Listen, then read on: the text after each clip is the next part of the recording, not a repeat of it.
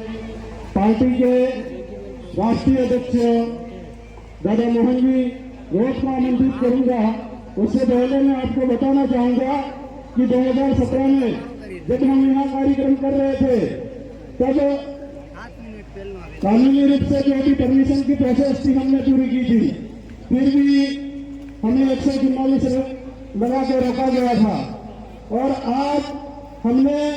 ये साबित कर दिया, आज हमने कोई परमिशन नहीं ली है, न प्रशासन को सूचना दी है। प्रशासन सामने से फोन करके पूछ रहा है कि सांसद साहब कब आ रहे हैं। तो निश्चित ही ये ताकत है आपके वोट की। आप चुनाव के समय गलत जगह अपने वोट का इस्तेमाल करते हो तो निश्चित ही ये समस्या आती है। मैं अब माइक सकता हूँ दादा मोहन जी रोड को राष्ट्रीय अध्यक्ष। धन्यवाद संचालक महोदय। आज चौराना ब्लॉक में ये जो कार्यक्रम आयोजित हो रहा है,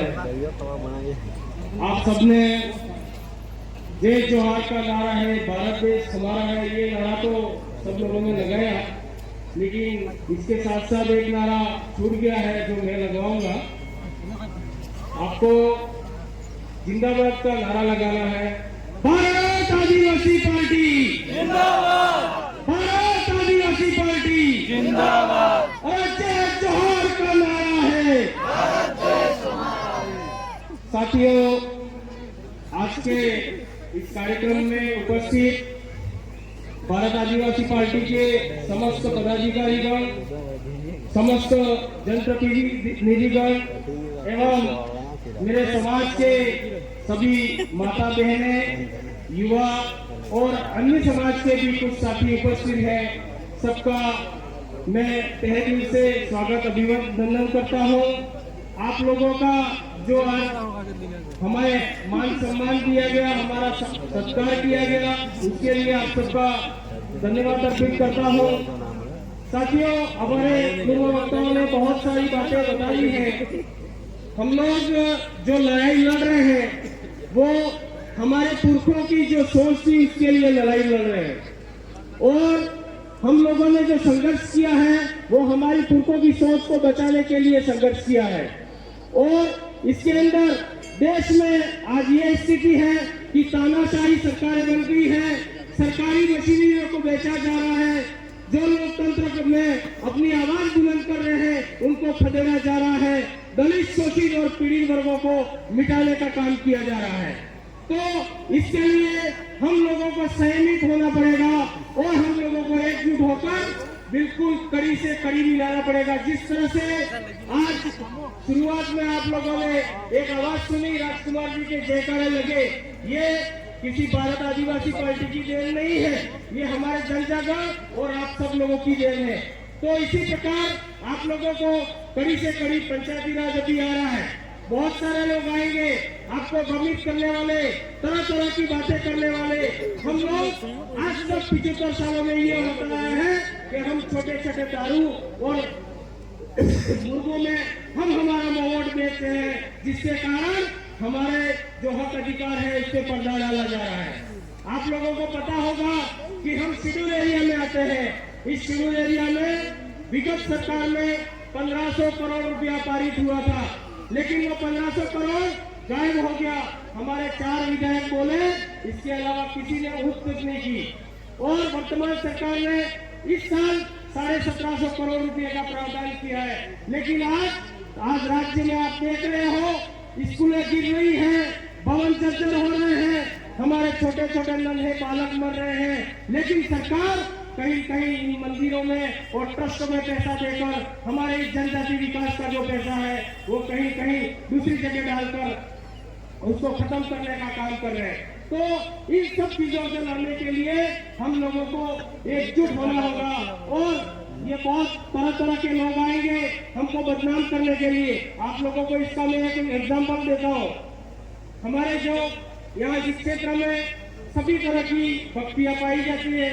आप मावजी महाराज के भी भक्त हैं, तो मावजी महाराज ने आज से 350 साल पहले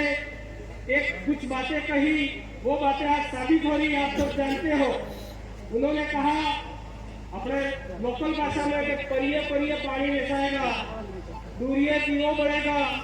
हवा की बातें करेगा, ये बातें ये लोग ये करी क्या है तो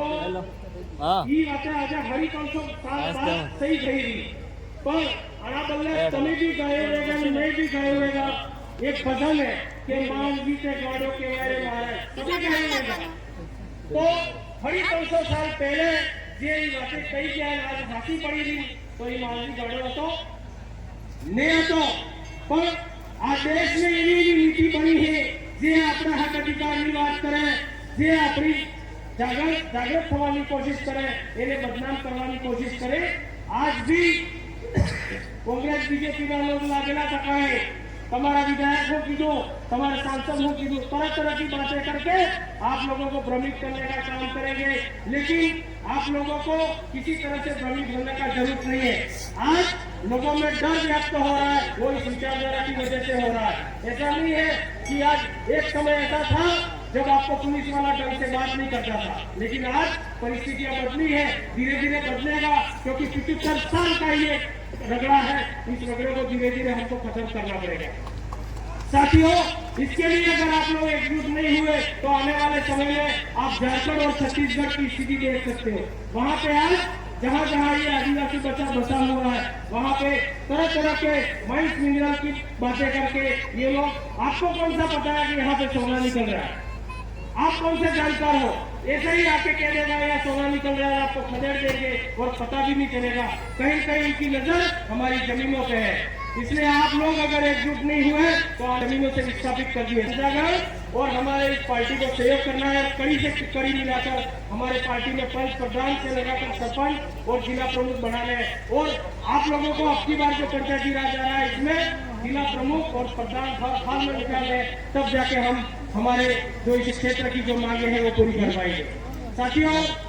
बहुत सारी बातें हो गई है मैं एक छोटी सी बात रखकर अपनी बात खत्म करूंगा हमने 2 वक्त की रोटी के लिए गरीबों को तरस से देखा है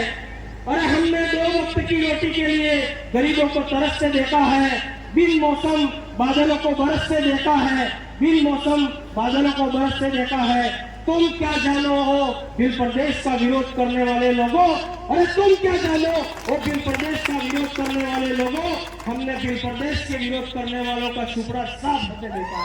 है बहुत बहुत धन्यवाद राष्ट्रीय महोदय